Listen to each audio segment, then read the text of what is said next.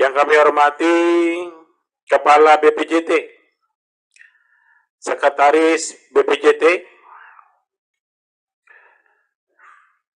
kemudian para pimpinan dari Badan Usaha Jalan Tol, BUJT, perusahaan yang menyampaikan daftar hadir di tempat kami, Bapak Ibu sekalian, akan saya perkenalkan. Dari Kepala Badan BPJT hadir Profesor Dr.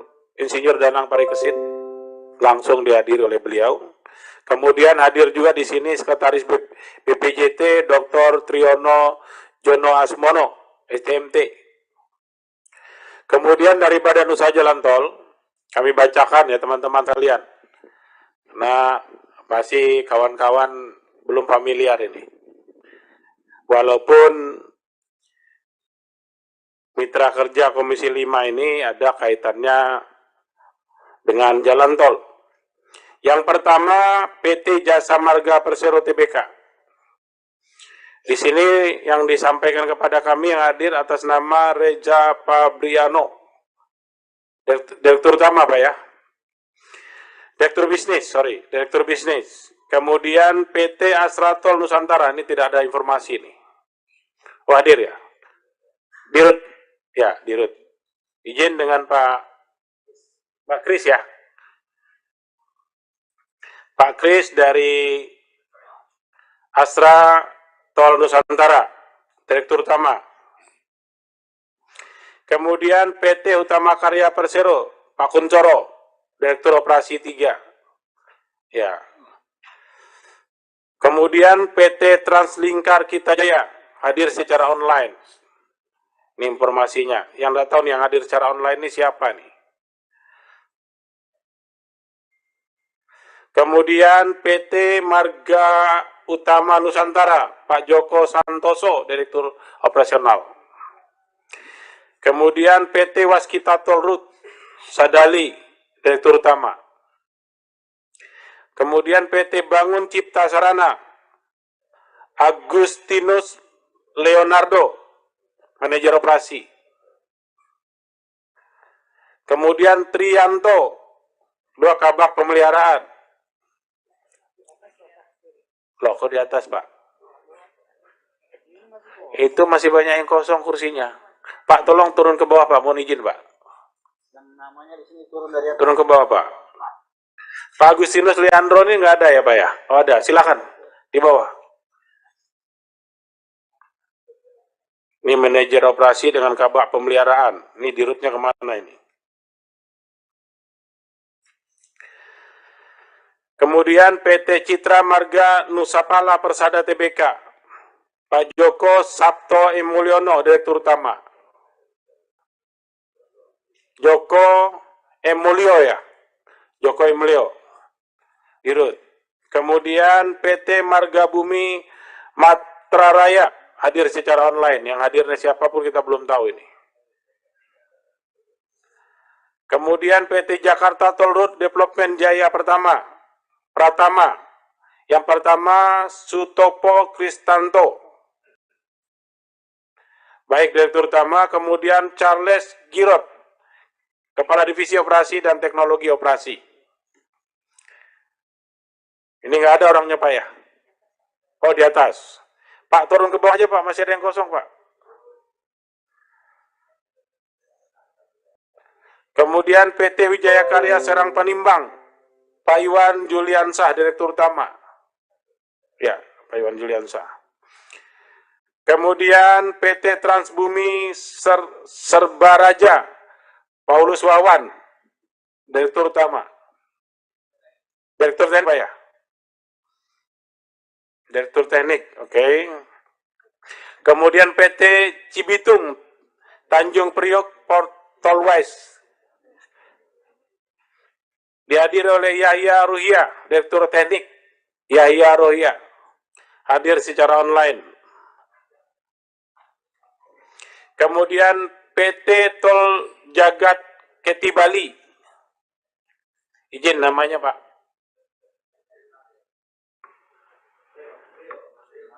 Real Mantik. Direktur.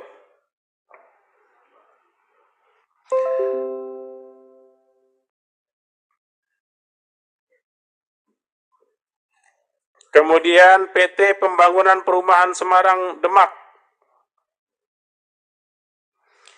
Pramusinto, Direktur Keuangan. Betul, Pak?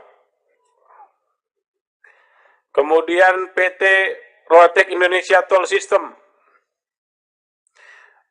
Musifin Dahlan, Direktur Utama, Pak ya. Ini agak banyak nih rombongannya. Kemudian ada Pak Alfani Pranoan. Bapak ditemani yang lain atau sendiri? Ada di atas. Kemudian ada Alfani Paranoan, ada. Kemudian Emil Iskandar. Oh, nggak ada, Pak. Semua nih. Renaldi Utomo. Ya. Kemudian Asbar. Ya. Kemudian Bapak Ibu sekalian, demikian peserta rapat kita pada siang hari ini. Saya perkenalkan satu persatu.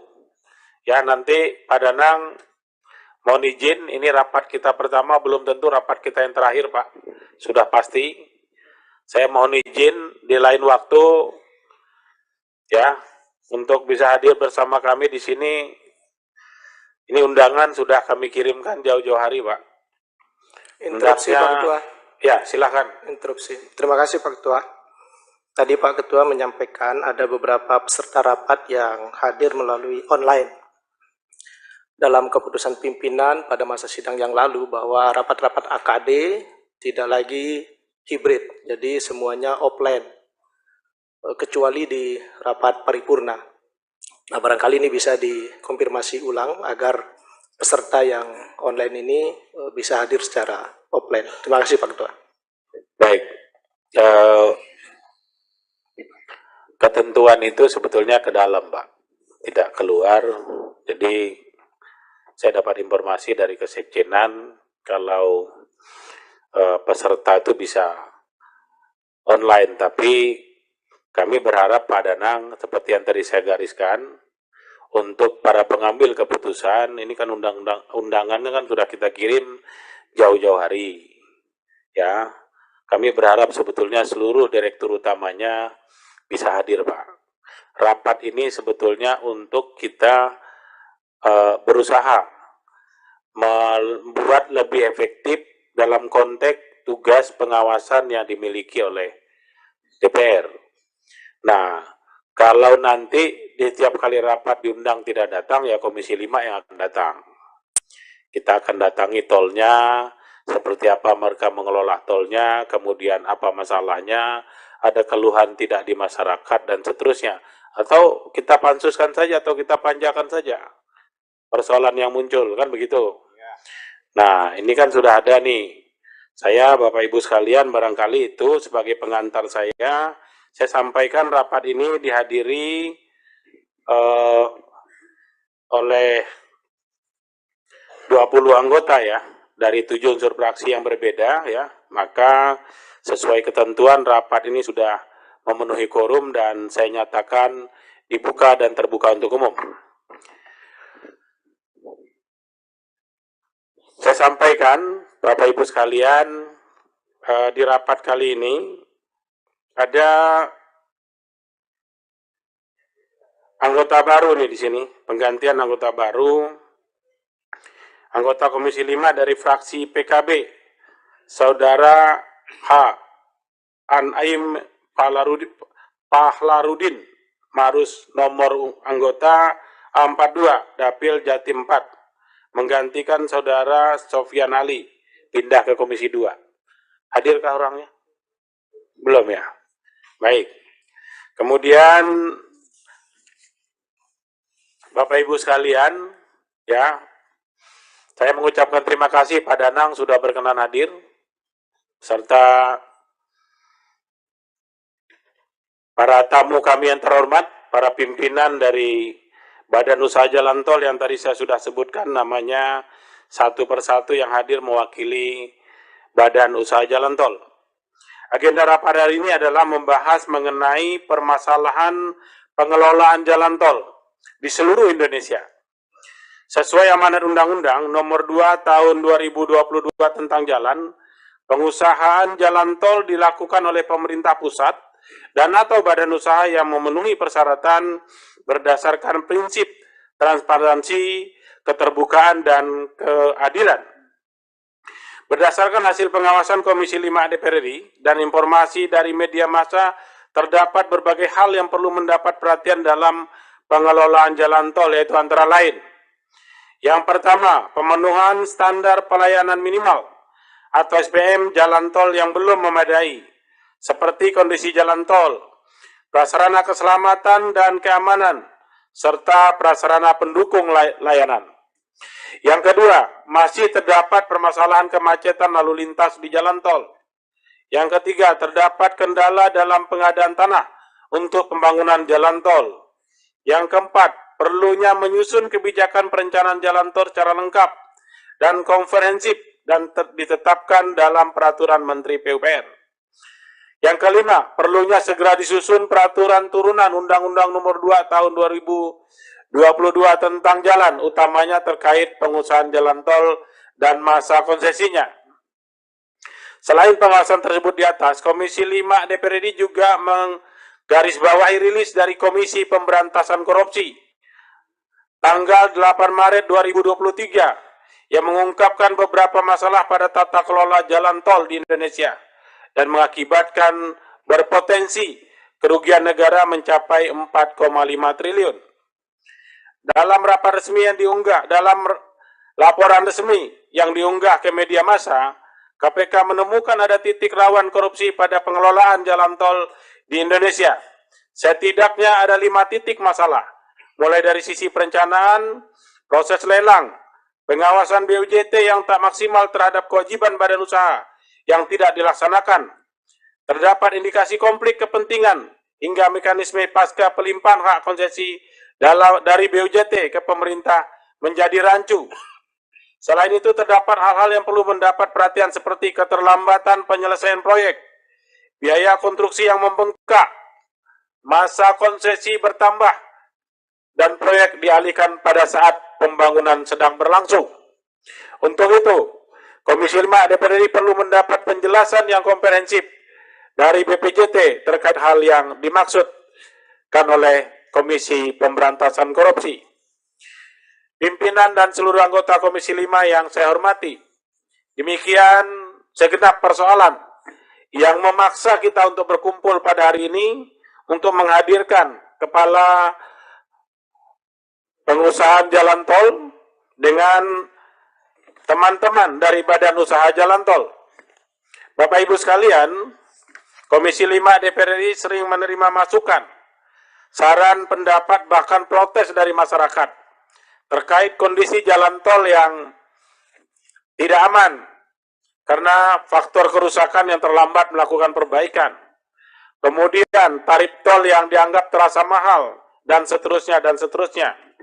Oleh karenanya, terkait beberapa hal yang saya sampaikan di pengantar rapat tadi, saya mohon penjelasan Kepala Badan Pengusaha Jalan Tol, Kementerian PUPR untuk dapat kiranya menyampaikan paparannya kepada kita semua dalam rapat yang terhormat ini. Saya persilahkan Pak Danang Parikesit, Kepala Badan Pengusaha Jalan Tol. Bismillahirrahmanirrahim.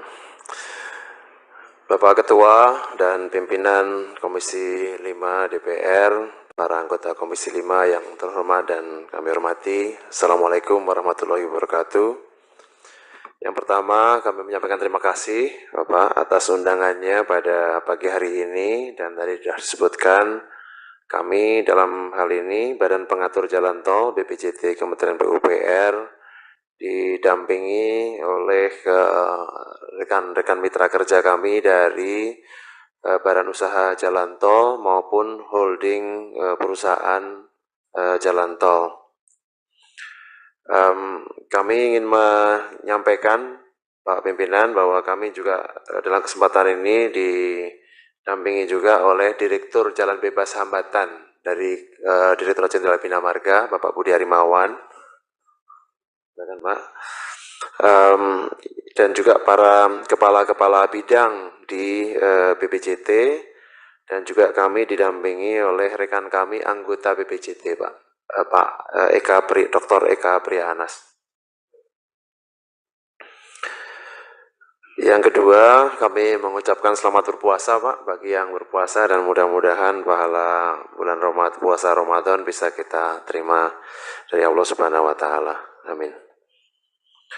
Kami sebelum menyampaikan paparan, seperti yang sudah dibagikan juga oleh panitia kepada seluruh anggota Komisi 5 yang hadir, izinkan kami menyampaikan terlebih dahulu bahwa Badan Pengatur Jalan Tol ini lingkup tugasnya dan kewenangannya diatur di dalam Undang-Undang Nomor 2 Tahun 2022 yang mengamandemen Undang-Undang Nomor 38 Tahun 2004. Dan kita menggunakan PP Nomor 17 Tahun 2021 dan yang saat ini sedang disusun RBP sebagai turunan dari Undang-Undang 2 Tahun 2022. Dan kami mengharapkan bahwa PP tersebut bisa selesai pada bulan Juni di tahun 2023 ini. Untuk pelaksanaan tugas dari Badan Pengatur Jalan Tol, kita dipandu oleh dua permen, Bapak.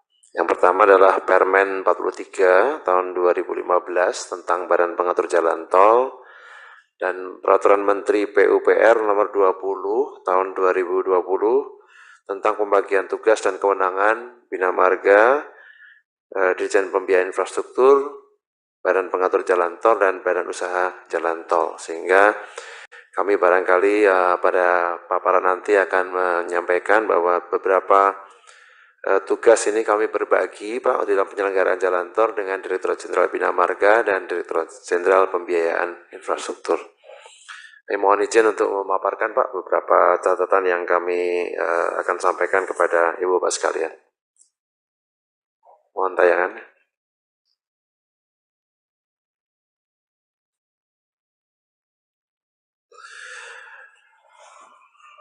Kementerian PUPR dan bersama mitra kerja Badan Usaha Jalan Tol terus melanjutkan pembangunan jalan tol, jalan nasional, khususnya jalan tol dalam rangka peningkatan konektivitas. Tercatat hingga Maret tahun 2023, di bulan ini terdapat 70 ruas jalan tol operasi yang dikelola oleh 49 Badan Usaha Jalan Tol dengan panjang total jalan tol adalah 2.623,51 km. Yang ini tumbuh sangat signifikan dibandingkan di tahun 2019, akhir tahun 2019. Ditargetkan hingga akhir tahun 2024 akan tersambung jalan tol sepanjang 3.196 km. Dan dengan demikian, sejak tahun 2020 hingga Maret 2023 telah beroperasi tambahannya adalah 535,46 km dan ditargetkan hingga akhir 2024 akan bertambah lagi sepanjang 1.108 km. Dalam periode masa kepemimpinan Bapak Presiden Joko Widodo mulai tahun 2014 hingga Maret 2023, 7 tahun, telah dibangun 1.848,1 km atau rata-rata 264,01 km per tahun. Dari 2.623 km jalan tol di Pulau Sumatera terdapat 738,46 km, Pulau Jawa sepanjang 1.716,15 km, Pulau Kalimantan sepanjang 97,27 km, dan Pulau Sulawesi sepanjang 61,46 km, dan Pulau Bali sepanjang 10,07 km. Saat ini ruas-ruas yang sedang dikonstruksi adalah sepanjang 720 km, dengan Pulau Sumatera, Jalan Tol Trans Sumatera menduduki posisi yang paling tinggi, yaitu 437,94 km, yang sebagian besar pelaksanaannya merupakan penugasan kepada PT Hutama Karya Persero. Di Pulau Jawa, ruas tol yang dikonstruksi sepanjang 250,7 km, Pulau Kalimantan untuk tol IKN sepanjang 27,4 km, Sulawesi sepanjang 3,2 km, dan Pulau Bali sepanjang 42,1 km. Hingga saat ini jalan tol beroperasi sepanjang tahun 2023 adalah 23,4 km, yaitu tol Semarang-Demak, seksi 2, 16,01 km, jalan tol Bekasi-Cawang Kampung Melayu untuk seksi 2A, 4,88 km, dan jalan tol Cinere-Jagorawi untuk JOR 2, yaitu seksi 3A sepanjang 3,5 km.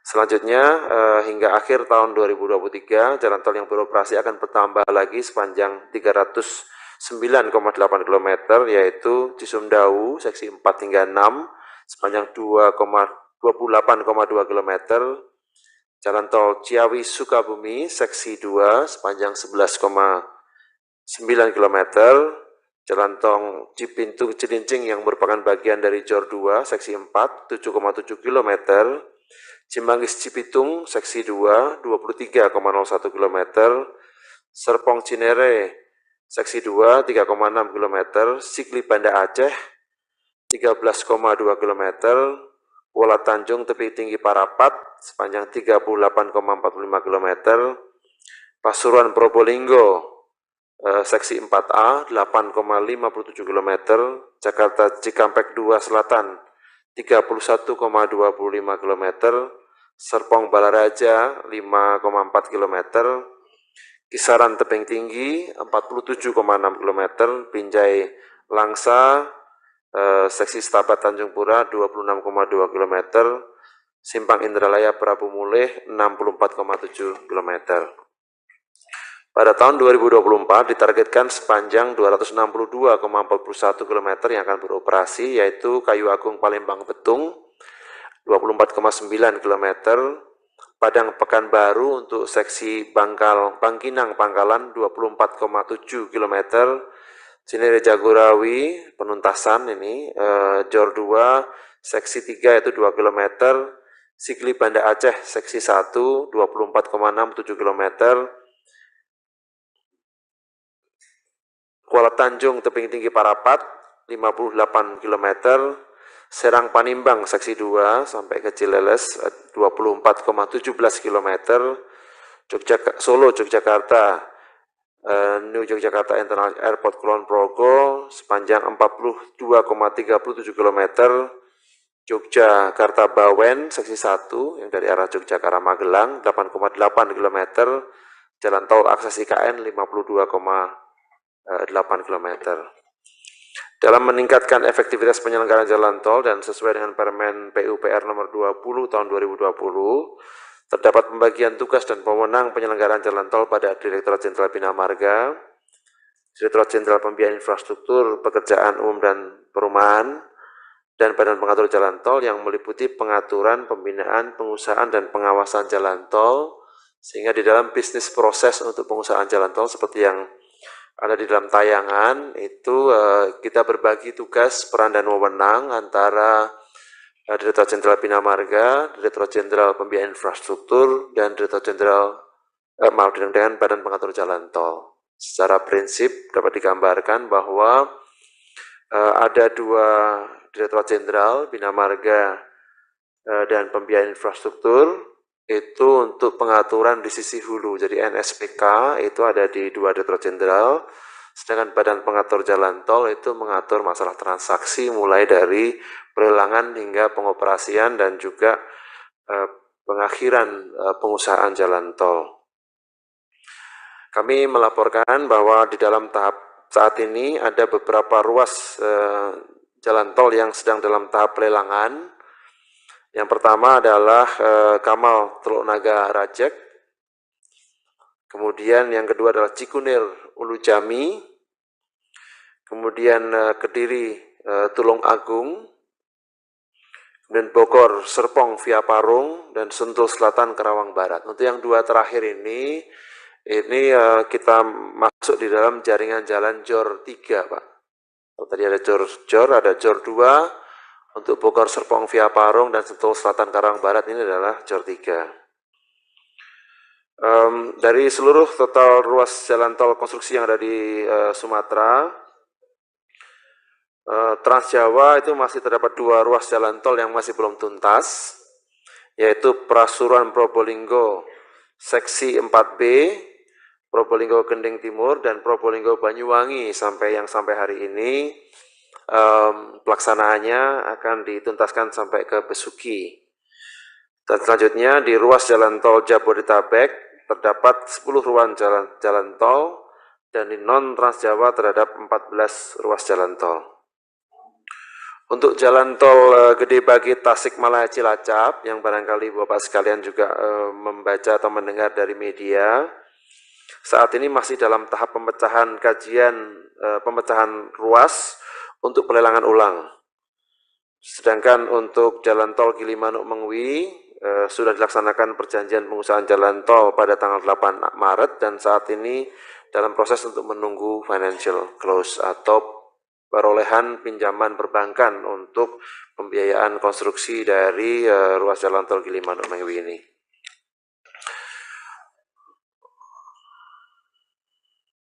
Selanjutnya, beberapa ruas prakarsa pemerintah yang dalam tahap persiapan yang telah memiliki studi kelayakan. Yang pertama adalah Samarinda Bontang, yang itu membutuhkan dukungan konstruksi pemerintah. Kemudian Cibadak Pelabuhan Ratu, dan kesemuanya ini membutuhkan dukungan konstruksi pemerintah. Kemudian akses IKN dari kota Balikpapan, kemudian Bandara Supadio hingga Pelabuhan Kijing, dan juga lingkar timur selatan kota Surakarta. Ini adalah 5 ruas yang sedang dalam persiapan yang sudah memiliki FS, dan saat ini kami sedang melakukan studi kelayakan di beberapa ruas yang lain. Jalan tol Caringin Puncak Cianjur telah tercantum dalam rencana umum jaringan jalan tol dengan target terbangun operasi pada periode hingga 2030-2034, dan saat ini sudah diberikan izin untuk kajian studi kepada PT Matra Sarana Arsitama dan Swos Capital KFT. Untuk persiapan mudik lebaran, ini kami memahami akan ada pembahasan yang khusus mengenai ini di tanggal 4 April untuk dengan Bapak Menteri, dan ada beberapa ruas-ruas fungsional sepanjang 217,2 km untuk persiapan lebaran tahun 2023. Kami di dalam upaya untuk membangun dan menyelenggarakan jalan tol yang berkelanjutan, kita terus mendorong Badan Usaha Jalan Tol untuk terus meningkatkan kualitas dan estetika jalan tol dengan beautifikasi dan landscaping, di samping memperhatikan standar pelayanan minimal sebagaimana instruksi Menteri PUPR. Dan di dalam pelaksanaannya kita memastikan bahwa sebelum adanya penyesuaian tarif, itu standar pelayanan harus dipenuhi secara penuh, tidak ada toleransi. Berikutnya adalah dalam rangka meningkatkan fungsi monitoring penyelenggaraan jalan tol, kami telah melakukan pelelangan untuk sistem transaksi pembayaran tol nirsentuh non-tunai dengan memanfaatkan teknologi Global Navigation Satellite System atau GNSS, sehingga akan menghilangkan antrean di gerbang tol melalui sistem transaksi tol non-tunai nirsentuh atau Multi-Lane Free Flow atau MLFF. Kami merencanakan untuk menguji cobakan MLFF ini di tol Bali Mandara pada bulan Juni tahun 2023. Beberapa hal yang menjadi kendala utama di dalam pembangunan jalan tol ini adalah bahwa semakin waktu itu semakin banyak ruas-ruas tol untuk dia mencapai kelayakan yang sesuai dengan investasi di jalan tol membutuhkan dukungan fiskal pemerintah, dan ini kami sangat memahami adanya keterbatasan pemerintah di dalam menyediakan dukungan konstruksi. Kalau tadi kami sampaikan beberapa ruas yang sudah disusun FS itu membutuhkan dukungan konstruksi pemerintah agar dia itu layak untuk dilelangkan secara investasi. Yang kedua adalah juga penyediaan dana tanah. Kemudian yang ketiga, di beberapa tahun terakhir ini terdapat perubahan kemampuan investor yang menurun akibat kondisi perekonomian global dan jalan-jalan tol dengan kelayakan marginal yang membutuhkan dukungan kelayakan dari pemerintah. Lebih lanjut, dalam penyelenggaraan jalan tol diperlukan pembenahan kreatif melalui pembentukan BLU. Ini kami juga sedang menjajaki Bapak Ibu sekalian, adalah Badan Layanan Umum untuk dukungan pengusahaan jalan tol. Diharapkan dapat menjadi penyelesaian untuk permasalahan ketersediaan pembiayaan, pembebasan tanah maupun dukungan pemerintah lainnya. Kami ingin menambahkan di luar yang telah kami paparkan, Bapak Ibu pimpinan dan juga anggota Komisi 5 sekalian, bahwa merespon untuk kajian KPK mengenai penyelenggara tata kelola penyiaran jalan tol, kami sudah menuntaskan dan menyelesaikan rencana aksi, rencana tindak untuk merespon apa yang disarankan, direkomendasikan oleh KPK, dan Bapak Inspektur Jenderal sudah mengirimkan surat kepada Deputi Bidang Pencegahan dan Monitoring KPK mengenai hal-hal yang akan perlu kita dilakukan oleh Kementerian PUPR dari berbagai unit organisasi. Dua di antaranya yang kami ingin laporkan di dalam kesempatan ini, yang pertama adalah bahwa rangkap jabatan itu sudah diselesaikan, artinya mereka yang merangkap jabatan itu sudah tidak lagi menduduki jabatan komisaris pada Badan Usaha Jalan Tol, yang pertama. Kemudian untuk dana talangan untuk dana BLU untuk dana pendanaan tanah yang sebesar 4,5 triliun itu terdiri dari dua komponen. Yang pertama adalah 4,2 triliun itu adalah pinjaman pokok Bapak Ibu sekalian, dan yang 300 miliar sekian itu adalah bunga, denda, dan nilai tambah terhadap pinjaman tersebut. Nah, untuk pinjaman pokok itu kami sudah melakukan perjanjian ulang Pak, penuntasan pembayaran terhadap 12 badan usaha jalan tol yang saat ini meminjam. Nah, dan dari 12 badan usaha jalan tol kami laporkan bahwa satu telah melunasi pinjaman tersebut, dan 11 yang lainnya itu telah melakukan penjadwalan pengembalian pinjaman hingga di tahun 2024. Sedangkan nilai tambah bunga dan denda pada saat ini sudah ditandatangani PMK, Peraturan Menteri Keuangan, yang akan menentukan besarnya nilai tambah, bunga, dana, dan denda atas yang selanjutnya akan juga mengacu pada hasil audit BPKP. Saat ini PMK tersebut sudah ditandatangani oleh Ibu Menteri dan dalam proses untuk pengundangan peraturan perundang-undangannya. Begitu selesai dan diundangkan, kami akan menambahkan besaran bunga, denda, dan nilai tambah tersebut di dalam pinjaman pokok yang harus dibayarkan oleh Badan Usaha Jalan Tol selambat-lambatnya pada tahun 2024. Demikian Bapak Pimpinan, Pak Ketua, Pimpinan Komisi dan anggota Komisi 5 sekalian, paparan dari kami. Mohon arahan, masukan kepada penyempurnaan penyelenggaraan jalan tol di Indonesia. Assalamualaikum warahmatullahi wabarakatuh. Baik, terima kasih Bapak Ibu sekalian. Demikian paparan yang disampaikan oleh Kepala Badan Pengusahaan Jalan Tol terkait dengan materi rapat kita pada hari ini. Seperti yang saya sampaikan di pengantar tadi, Pak Kepala BPJT, ya, ada beberapa hal yang kami temukan, seperti proyek terlambat, kemudian biaya konstruksi membengkak, masa konsesi bertambah, proyeksi per proyek dialihkan di masa tengah konsesi ke masa tengah konstruksi. Ini beberapa persoalan yang mendapat sorotan dari kami. Namun demikian, saya beri kesempatan dulu kepada seluruh teman-teman ya untuk melakukan pendalaman terhadap materi rapat kita pada hari ini. Seperti yang kita ketahui Pak Kepala BPJT, jalan tol yang dibangun yang di luar investasi itu kan ada pakai penugasan. Seperti di tol Sumatera misalnya, yang Pak Koncoro tangani. Ini penugasan ini juga sebetulnya kan PMN, penyertaan modal negara, penyertaan modal pemerintah. Ya, PMN ini sebetulnya hanya judul lain dari APBN juga sebetulnya ini Pak. Ya, hanya APBN dalam bentuk lain. Oleh karenanya menjadi domain kami untuk melakukan pengawasan. Dulu di Undang-Undang Jalan, Pak, teman-teman sekalian ya, Pak Ridwan, kita dulu berdebat soal pasal manakala untuk tol yang diinisiasi oleh pemerintah, maka terjadi kerugian, maka kerugian tersebut akan ditanggung oleh negara. Pasal ini dulu kita tolak.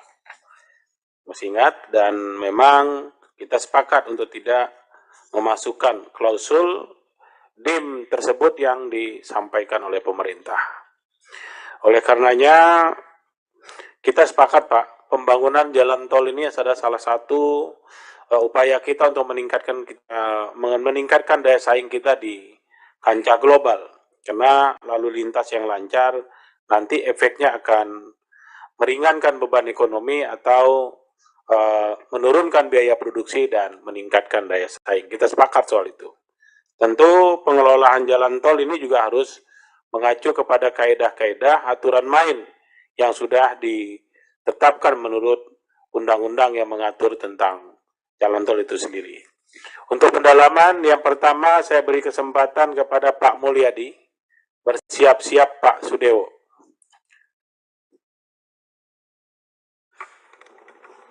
Baik, bismillahirrahmanirrahim. Assalamualaikum warahmatullahi ta'ala wabarakatuh.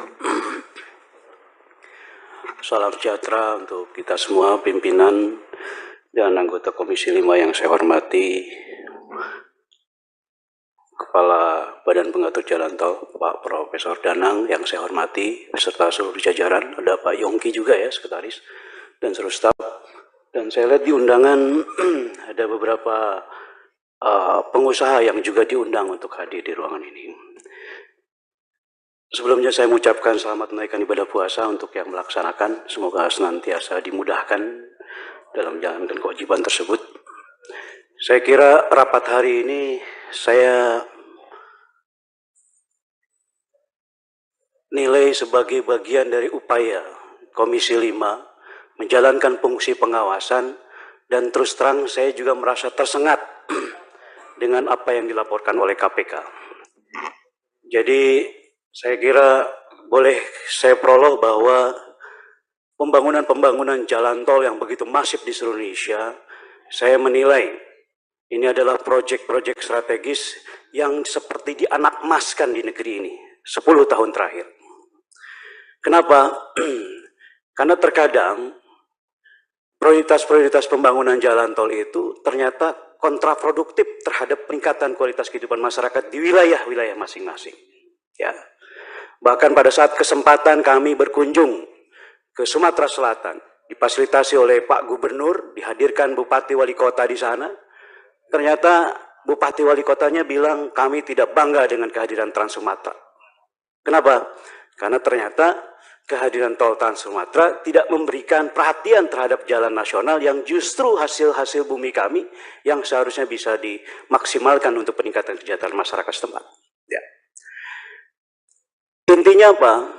Intinya saya kira pada saat KPK melakukan identifikasi penyelidikan dalam tanda petik barangkali, saya tidak tahu mekanisme itu adalah hal yang seharusnya menyengat kita semua. Dan mengingatkan kita semua, bahwa kalau boleh ngomong kasar, jadi di beberapa titik ternyata pembangunan jalan tol itu sudah cacat sejak lahir. Dengan segala hormat, Prof. Ya. Ini roadmap-nya seperti apa? Ya. Ada delay project, ada cost of fund yang harus membengkak, ya. Kemudian ada masa konsesi yang dinego kembali dan seterusnya. Ya. Saya kira hal-hal seperti ini menjadi peringatan keras justru juga untuk kita sebagai anggota Komisi 5, supaya apa? Supaya rapat hari ini tidak rapat seremonial, rapat retorika seolah hanya menggugurkan kewajiban, tapi kemudian tidak ada follow up bagaimana memperbaiki situasi seperti ini. Ya. Ini investasi yang menyedot anggaran begitu besar, padat modal. Ya, saya apresiasi, saya masih ingat pada saat saya diberi kesempatan oleh fraksi untuk masuk ke panitia kerja revisi Undang-Undang Jalan. Statement yang paling mengiang-ngiang di telinga saya adalah statement dari Pak Dirjen Bina Marga. Beliau mengatakan pembangunan jalan tol itu menjadi backbone terhadap peningkatan produktivitas, proses distribusi dan seterusnya. Tapi saya kira, mohon maaf dengan segala hormat, itu harus direview ya. Kami mohon maaf dengan segala hormat sekali lagi, kami tidak mencari panggung, kami ngeri. Kita bicara hari ini bicara bukan dalam konteks pada saat kita ditugaskan, tapi ini adalah bagian dari klarifikasi kami kepada generasi yang akan datang. Bahwa proyek-proyek jalan tol itu harus menjadi solusi dan legacy, bukan prasasti yang justru menjadi beban buat generasi yang akan datang. Ya. Proyek terlambat, biaya konstruksi bengkak dan seterusnya itu kan harusnya menjadi catatan penting. Di mana proses perencanaan dari awal itu? Ya.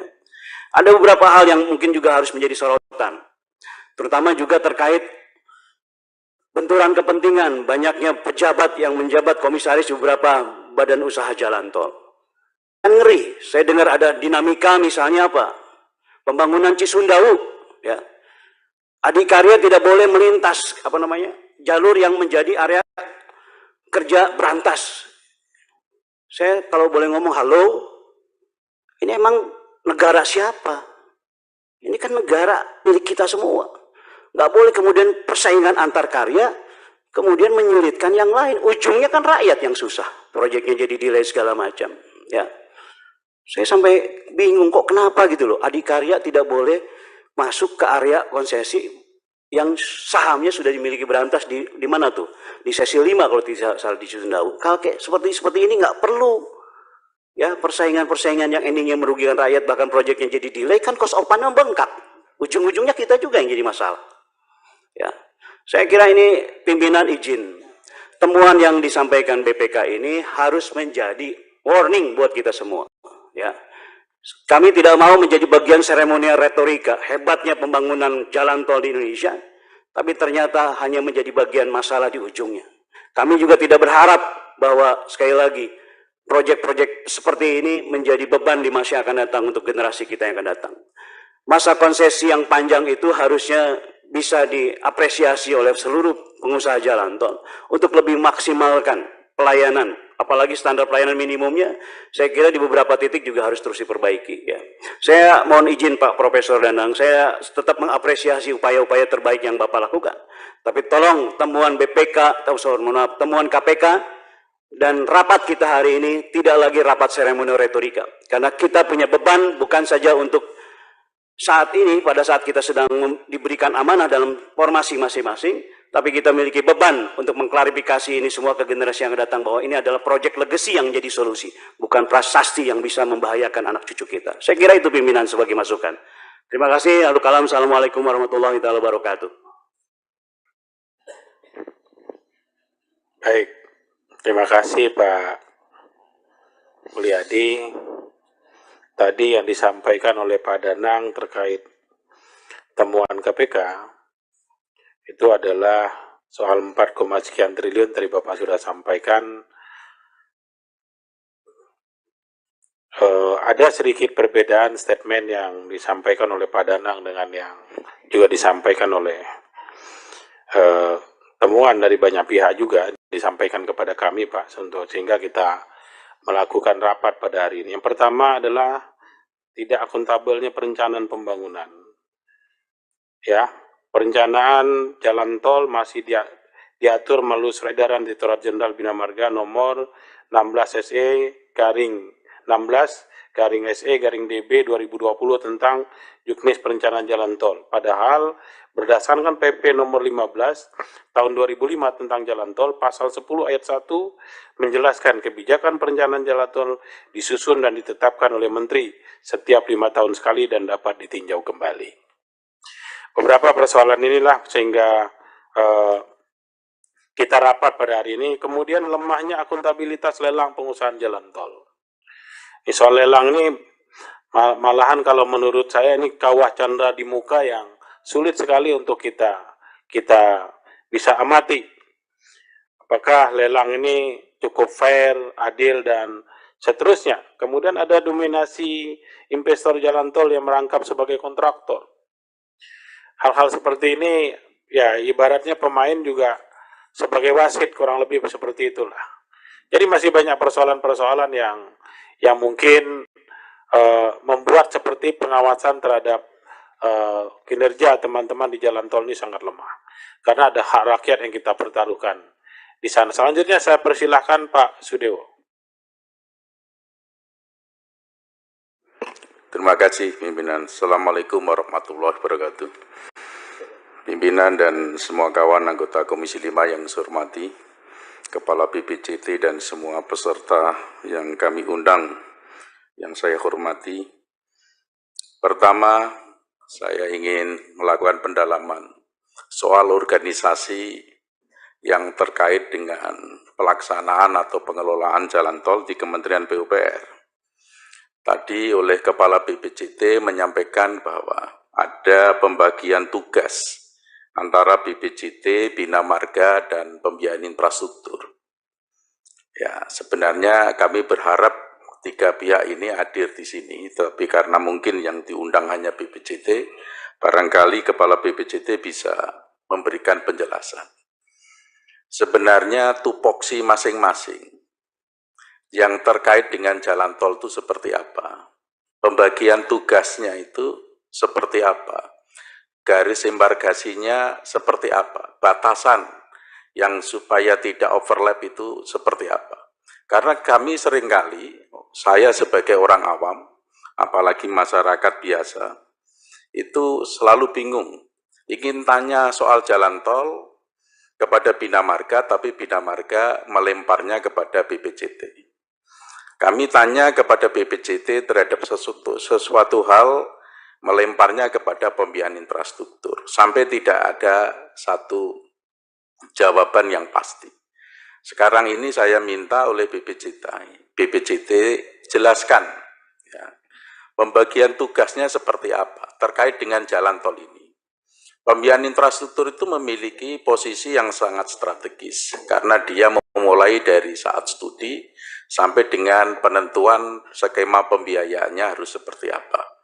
Kemudian Bina Marga juga terkait dengan bagaimana perencanaan jalan arteri nasional, non-tol maupun tol, dan BPJT sebagai pengaturannya. Tapi melihat secara sederhana ini seolah-olah itu tidak ada persoalan. Sepanjang kita tidak paham itu tidak ada masalah. Tetapi kalau kita ingin tahu lebih detail, kita baru tahu ada satu persoalan. Bahwa sesungguhnya di masing-masing pihak ini batasannya sejauh mana. Tolong jelaskan organisasinya. Kemudian skema pembiayaan jalan tol. Skema pembiayaan jalan tol itu coba dari BPJT jelaskan. Yang merupakan progres dari 2014 sampai dengan sekarang ini, ya, itu berapa kilometer yang pendanaannya dari investasi, berapa kilometer yang pendanaannya dari soft loan, G2G, atau pendanaannya dari APBN atau PMN, ya, atau dari model AP. Ya. Jangan sampai terlalu dibanggakan progres pembangunan jalan tol sampai 1.800 km dalam kurun waktu pemerintahan sekarang ini, tetapi pembiayaannya justru memberikan beban kepada pemerintah dan beban kepada rakyat. Ya. Karena kita tahu bahwa pekerjaan jalan tol ini banyak sekali yang tidak ditangani atau dibiayai oleh investor, oleh investasi dengan model KPBU, tetapi oleh anggaran negara. Anggaran negara bisa dalam bentuk PMN, bisa dalam bentuk APBN, bisa dalam bentuk soft loan, G2G. Itu berapa kilometer? Kalau pembiayaan itu dibiayai dari anggaran negara, mestinya bukan sesuatu yang sulit. Mau mencapai target seperti yang diinginkan, sampai dengan 2024 sebesar 3.000 km sekian, tidak ada sesuatu yang sulit kalau memang itu dibiayai oleh negara. Tapi kalau itu dibiayai oleh investor, investasi murni, itu merupakan satu kebanggaan kita, tidak memberikan beban kepada negara, tidak memberikan beban kepada masyarakat. Coba berikan penjelasan kepada kami, berapa kilometer? Ya, baik yang di Sumatera, baik yang di Jawa, di Bali, di Kalimantan, di Sulawesi, itu berapa kilometer yang dibiayai oleh negara. Dan target ke depan sampai dengan tahun 2024, itu yang akan dibiayai oleh negara itu berapa kilometer. Saya sangat menyayangkan apa yang dikerjakan oleh oleh BPJT, ya, saya melihat ada beberapa ruas jalan tol yang sampai pelaksanaannya itu terkendala oleh karena penunjukan investor yang salah. Contoh, jalan tol Solo-Jogja. Jalan tol Solo-Jogja itu memakan waktu 2 tahun lebih oleh karena penunjukan investor yang salah. Ditunjuk sebagai investor, tapi ternyata dia tidak punya duit. Pada saat mau kerja, dia tidak bisa punya duit. Dan anehnya, investor tersebut megang mayoriti sampai 51%. Sampai 2,5 tahun, sekitar itu ada satu solusi, yang 51% itu sebagian sudah mengundurkan diri, kemudian dicek, didelusi, kalau nggak salah menjadi 7% atau berapa, tolong dijelaskan. Mengapa hal yang semacam ini sampai bisa terjadi? Apakah karena faktor regulasinya, ataukah karena ketidaktelitiannya, atau karena faktor lain? Kalau Solo Jogja sudah berlalu, sudah ada solusinya, dan solusi itu kemudian diimplementasikan, sekarang sudah ada progres. Meskipun pasti akan mundur terhadap target realisasi operasionalnya. Tapi bagaimana dengan paket jalan lain yang kemungkinan seperti ini? Seperti Gede Bage, Tasik, yang saya tahu seperti itu. Masih ada investor yang ditunjuk oleh pemerintah,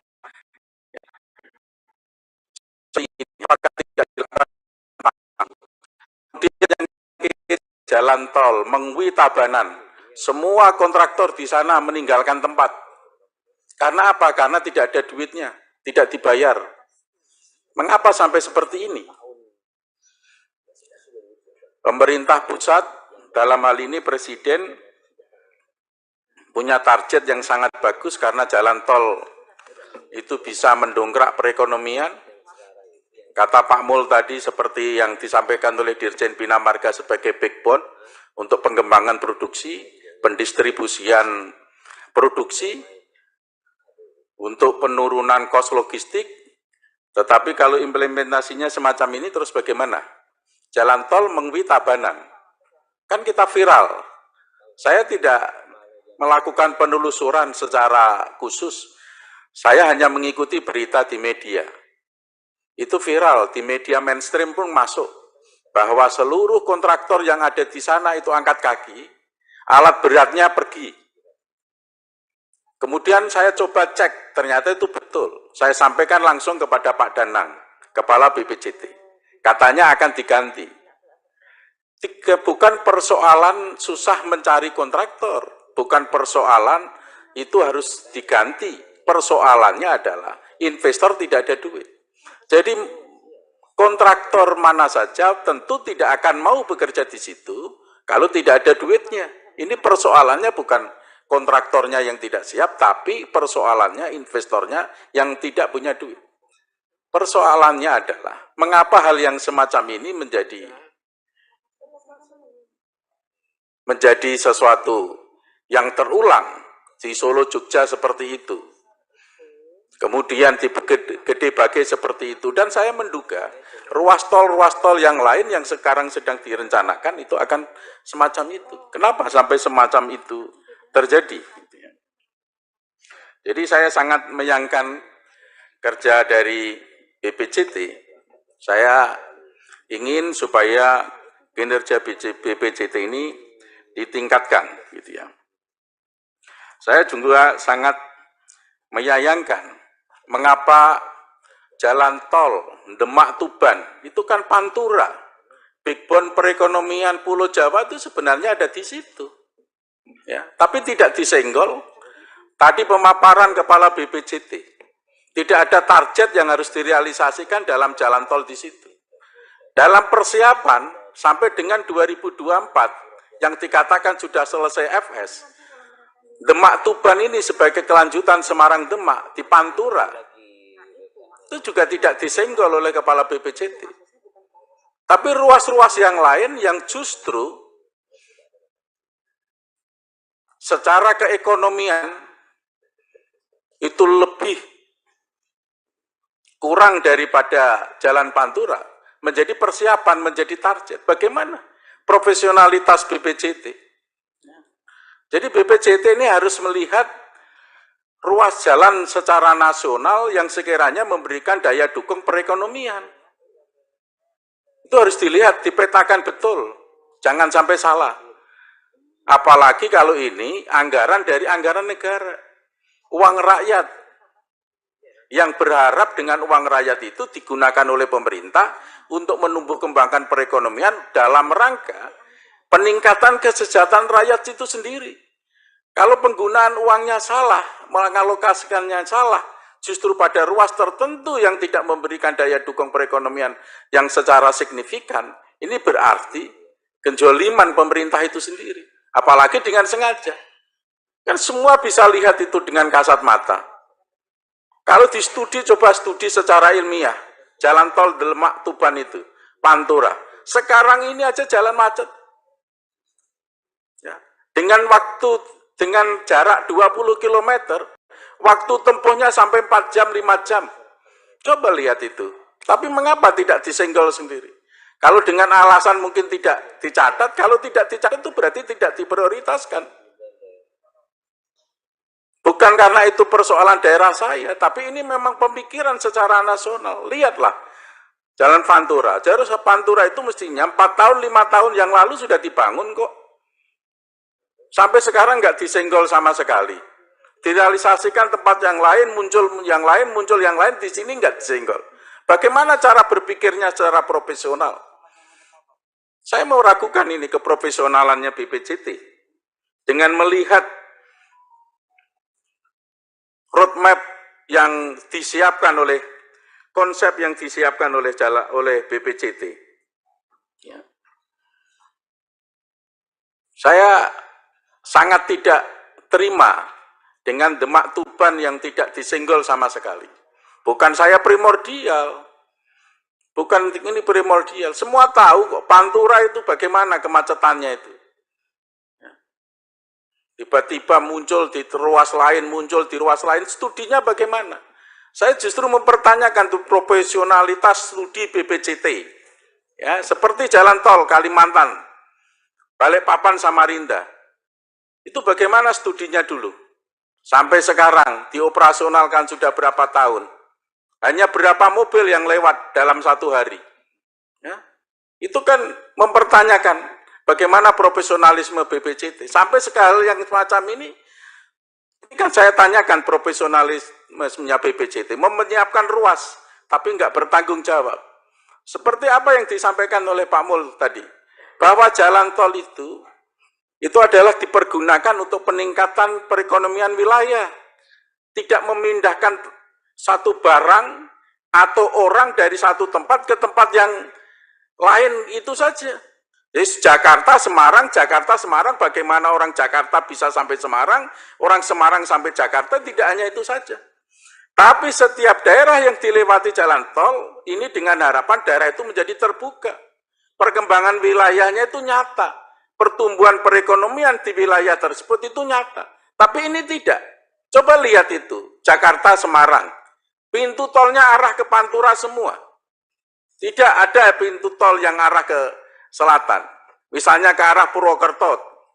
Kemudian sambung lagi ke arah Purbalingga, Banjarnegara, di sana ada Dieng. Yang layak untuk jadi super destinasi wisata nasional, internasional. Tapi juga gak ada pintu tolnya. Sambung lagi ke Wonosobo dan begitu seterusnya. Sampai Karanganyar yang bagian Ngawi, bagian selatan-selatan untuk menumbuh perkembangan. Jadi konsepnya itu hanya, jangan sampai hanya ini bisnis untuk BPUJT saja. Tapi bagaimana mindsetnya pemerintah dengan jalan tol ini untuk pertumbuhan perekonomian suatu wilayah. Karena pertumbuhan perekonomian suatu wilayah itu adalah pertumbuhan perekonomian secara nasional. Jangan hanya diukur bahwa BUJT sudah untung, sudah. Karena dengan membuat exit tol itu mungkin menambah investasi. Ini kan mungkin ini mindsetnya BUJT, bukan mindsetnya pemerintah.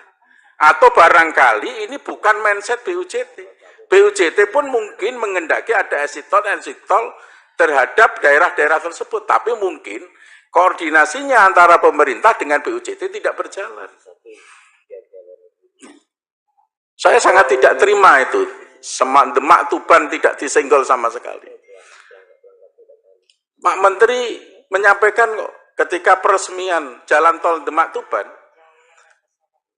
ada presiden juga, Pak Menteri menyampaikan kok bahwa studi sudah selesai. Tapi faktanya di sini tidak. Kalau memang sudah selesai pasti dicatat, dipaparkan di sini. Yang dipaparkan yang lain, ruas-ruas yang lain, artinya ruas Demak Tuban itu masih dipertanyakan. Ya, saya berharap itu betul-betul ditangani secara serius. Kalau sampai itu tidak masuk dalam perencanaan untuk 2024, saya akan persoal terus. Saya minta kepada pimpinan, ya, Pak Rupet, Pak Lasarus, jangan menimbulkan wacana saja untuk bentuk pansus atau panja. Tahu nggak bahwa jalan tol ini membutuhkan anggaran yang sangat besar. Jalan tol ini banyak persoalan, yang pembebasan lahannya, yang skema pendanaannya, sampai ada temuan KPK semacam itu. Sayang sekali kalau tidak kita lakukan pendalaman, tidak ada pansus atau tidak ada panja. Saya minta ketua, pimpinan, jangan melempar wacana terus, bentuk panja sekarang juga, untuk masalah jalan tol. Saya juga ingin mendapatkan penjelasan dari BPJT. Ya.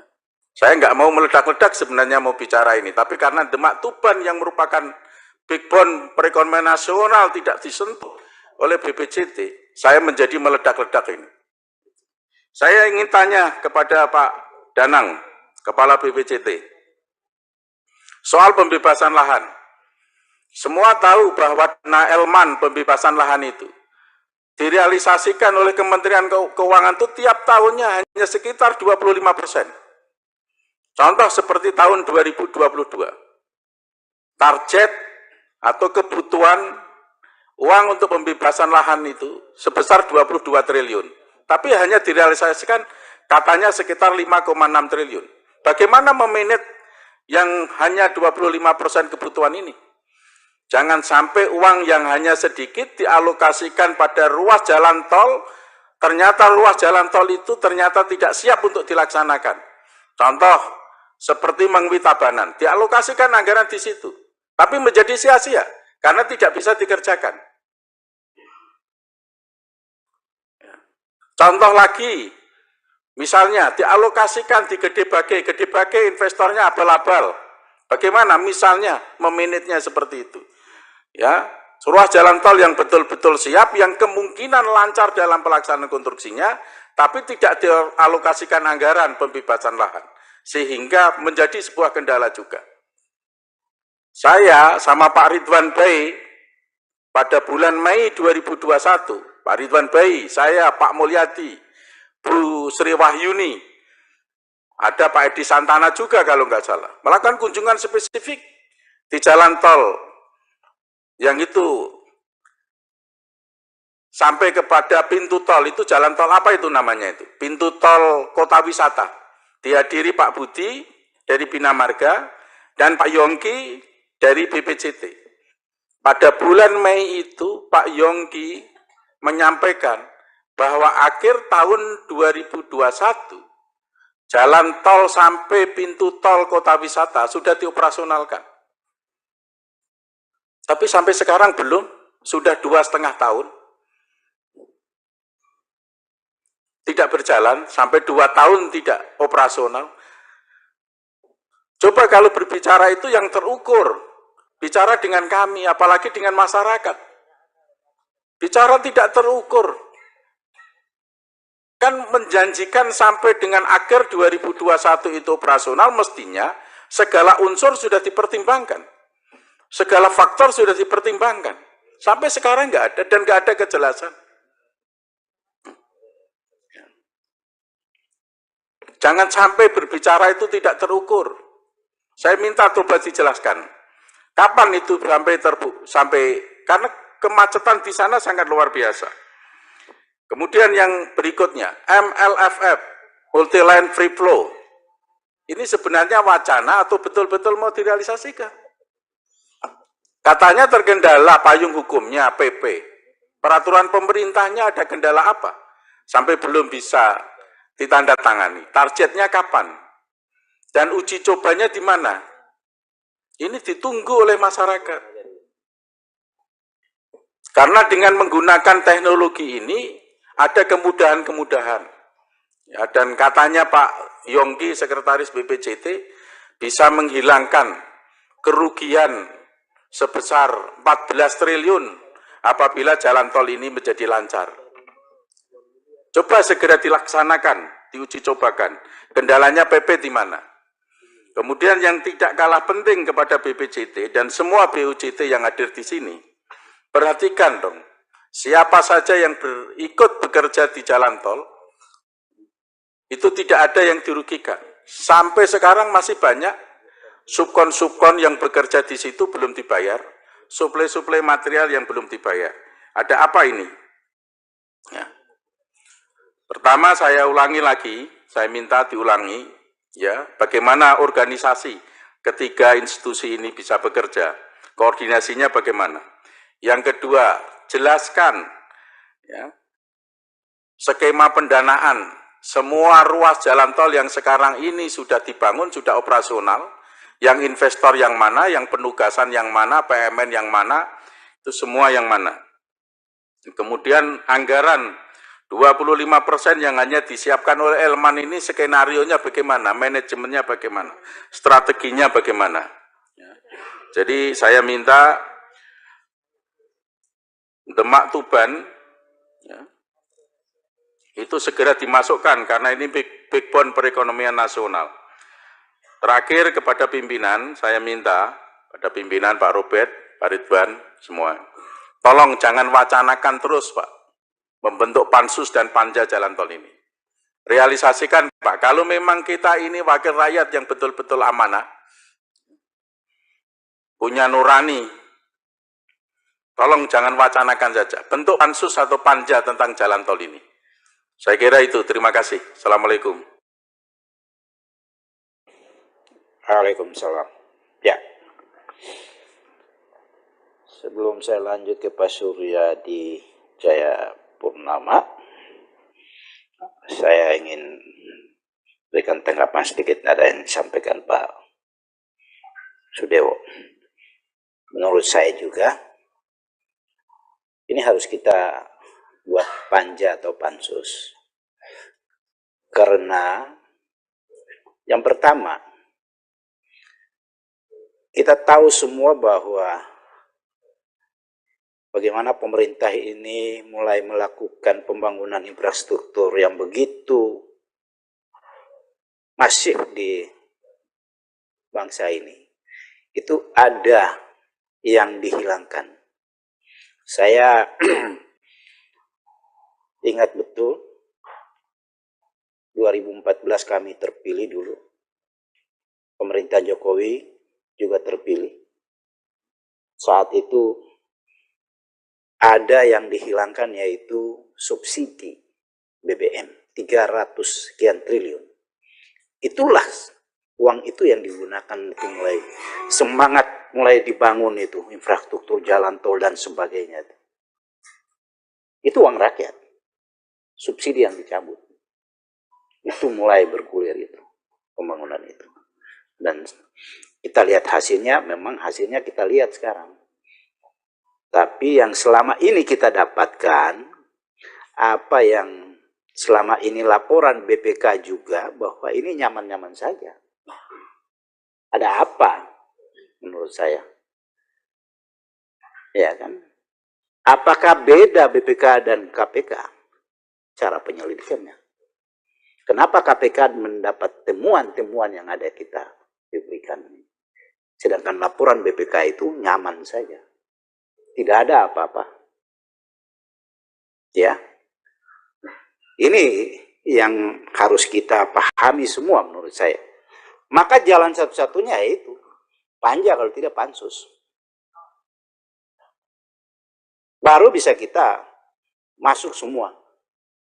Kita panggil juga yang namanya BPK. Selama ini apa yang diperiksa kan? Temuan apa?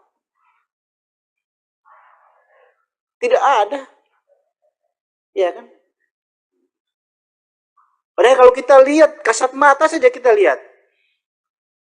Ini tidak wajar. Tidak wajar ini. pengelola sekaligus sebagai kontraktor, bisa satu. Ya. Pimpinan, Ya. pimpinan, digedok aja pimpinan. Kalau memang bentuk panja atau pansus, kalau panja, gedok aja langsung. Nanti kesimpulan. Nanti kesimpulan. Baru kita masuk ke sana. Ini saya cuma kasih ilustrasi sedikit. Ya. Jadi ini yang perlu. Kita hari ini, itu kenapa kita panggil saudara-saudara mitra ini, karena ada temuan BPK. Sebagai tugas pengawasan, kami ingin mendalami itu. Ya. Jadi saya kira kita harus menujunya ke sana. Karena kalau kita tidak menuju ke sana, ya percuma kita membahas itu. Hilang saja temuan-temuan ini.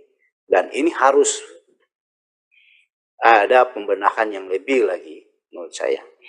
Karena semangat, saya ingin sampaikan lagi, semangat BUMN karya-karya ini dibentuk itu untuk membantu pemerintah. Bukan memberatkan pemerintah. Ya. Kalau saya lihat ini memberatkan pemerintah. Ya. Sudah monopoli semuanya. Ya kan? Berapa banyak pemerintah memberikan penyertaan modal untuk karya-karya ini bekerja. Ya. Ini nggak benar ini menurut saya. Ya. Ini harus dibenahi. Ya. Bukan cuma jalan tol. Ini baru jalan tol. Kita lihat infrastruktur yang dikerjakan juga selama ini. Ya kami kalau ini minta KPK masuk juga ke sana. Ya. Dana begitu besar diberikan infrastruktur. Kita lihat hasilnya. Berapa tahun hancur itu. Ya. Persaingan yang tidak sehat di sana.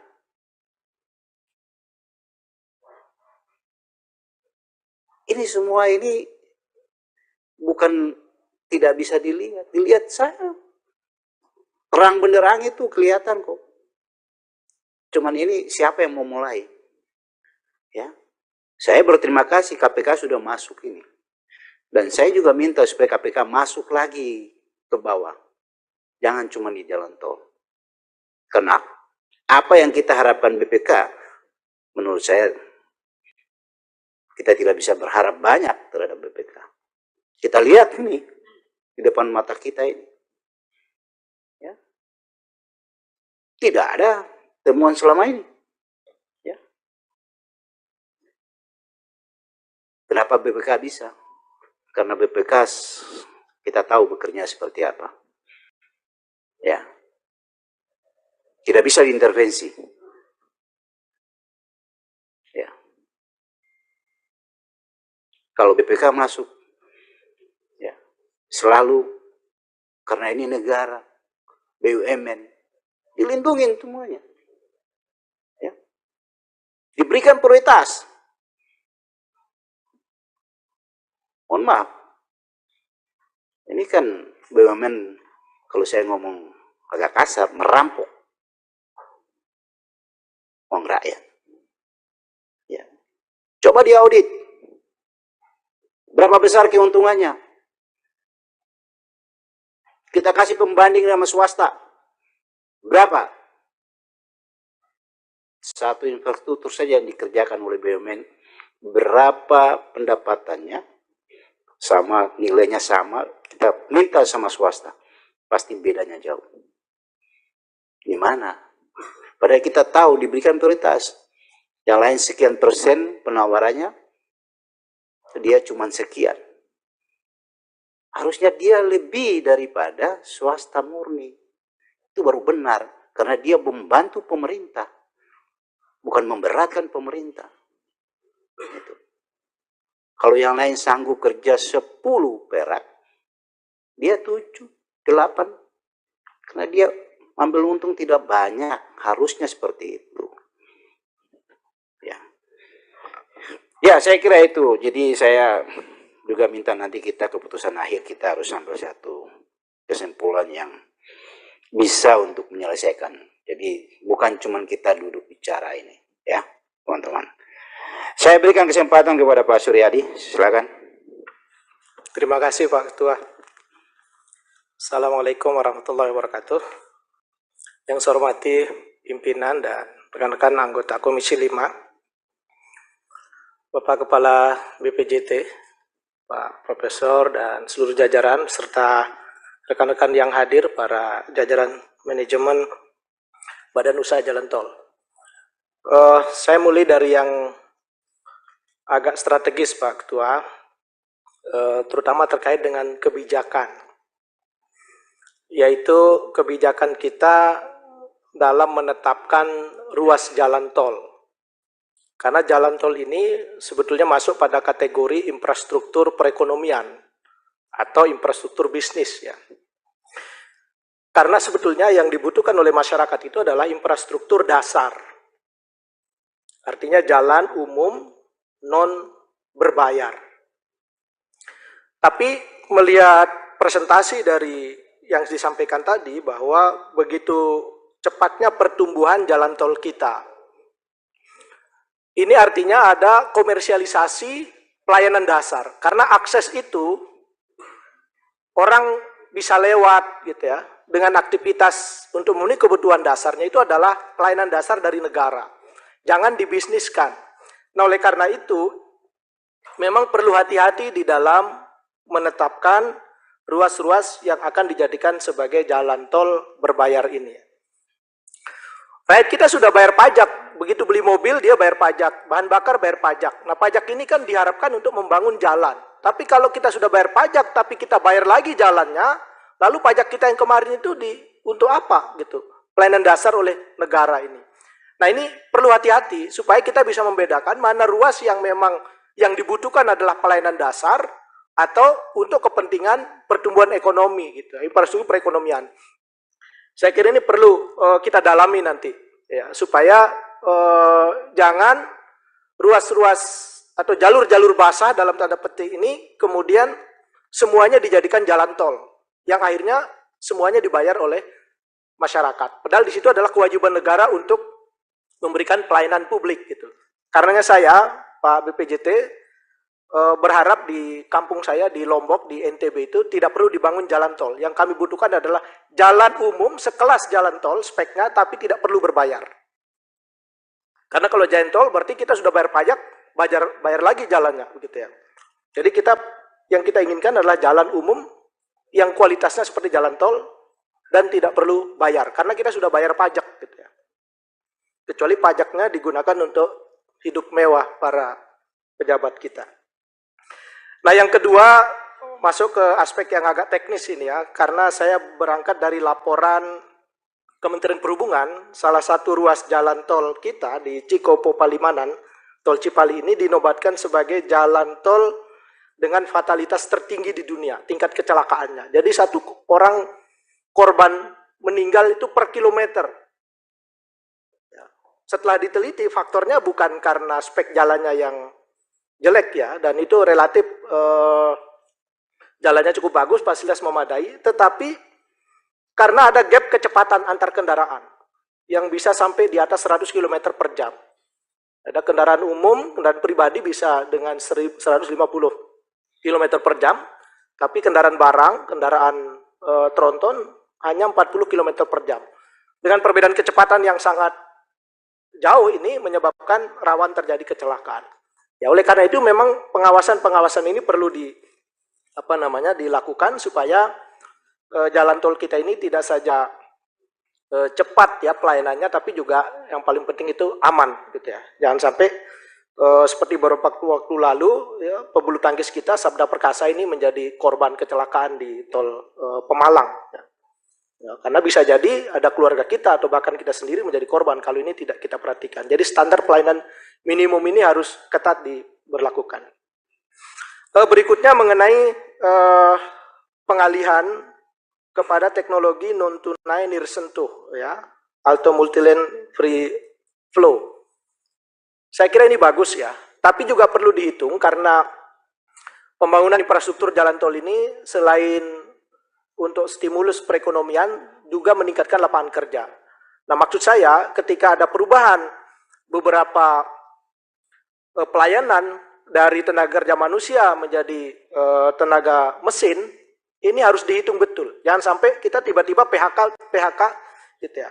Ya, bahkan kalau perlu punya perencanaan sampai tenaga kerja yang nanti akan diberhentikan karena diganti dengan mesin ini juga mereka punya pekerjaan yang baru. Ya, ini sisi kemanusiaan yang harus kita perhatikan.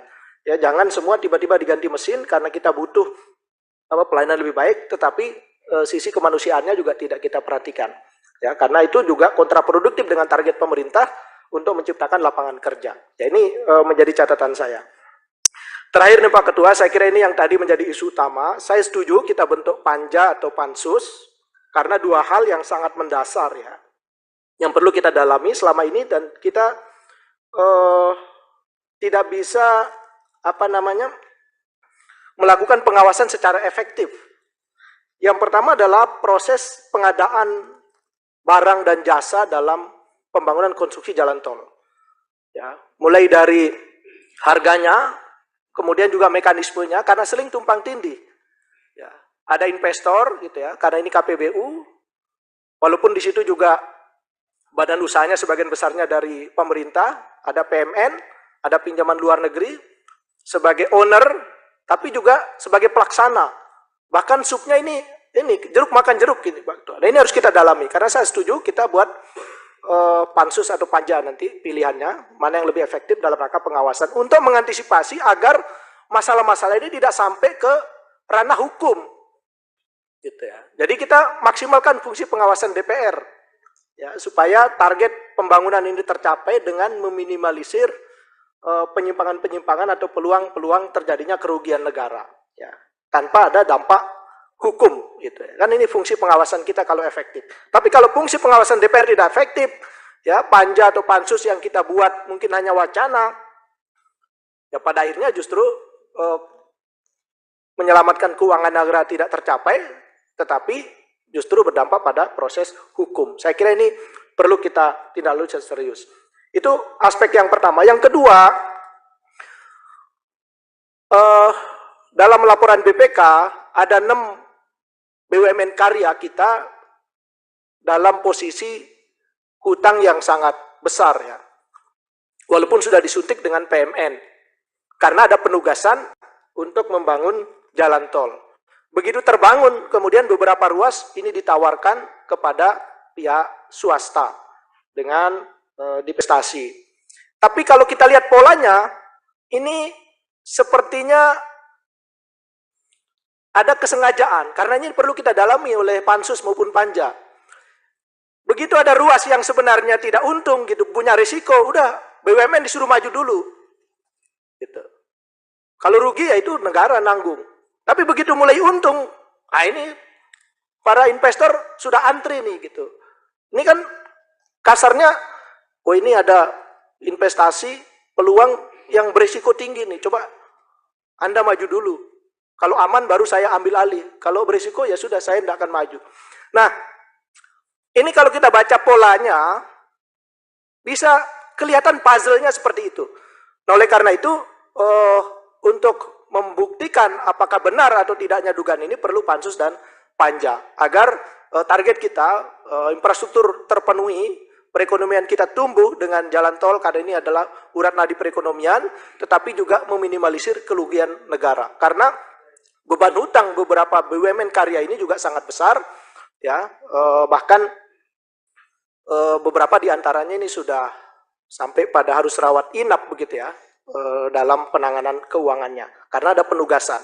Begitu untung dijual gitu ya, tapi begitu rugi ya sudah risiko. Ini kan kayak sengaja ya disuruh jadi kelinci percobaan BUMN kita ini gitu ya. Mungkin itu Pak Ketua, saya sangat setuju kita bentuk pansus atau panja nanti mana yang efektif ya, supaya kita bisa lebih mendalami untuk tercapainya target kita. Demikian Pak Ketua, terima kasih. Assalamualaikum warahmatullahi wabarakatuh. Baik, terima kasih. Selanjutnya Saudara Bob Andika Mamana. Siap-siap Bapak Hamka. Silakan Pak Bob. Terima kasih Ketua. Yang saya hormati pimpinan Komisi 5 berserta seluruh teman-teman Komisi 5 yang saya hormati Kepala BPJT, Sekretaris BPJT, dan beserta tamu undangan yang dari BUMN. Saya langsung saja Pak. Tadi setelah banyak tanggapan dari teman-teman, tapi kalau saya intinya saya ingin membahas ruas tol yang sering saya lewati Pak. Pertama ini saya ingin tahu Pak Kepala BPJT, kira-kira ruas tol di Sumatera Utara itu berapa yang sudah divestasi Pak? Saya dengar ada ruas tol Medan Tebing Tinggi ini sudah kita berikan ke sahamnya ke pihak yang lain atau disebut dengan divestasi Pak. Kedua Pak, saya melihat carut marut terhadap pembangunan jalan tol di Sumatera Utara ini cukup luar biasa juga Pak. Mulai dari ada BUMN yang tidak menyelesaikan ruas, kalau nggak salah saya Pak, ruas Kuala Tanjung Indrapura ini Pak. Ini BUMN-nya kan berganti nih Pak. Dari Waskita nggak salah.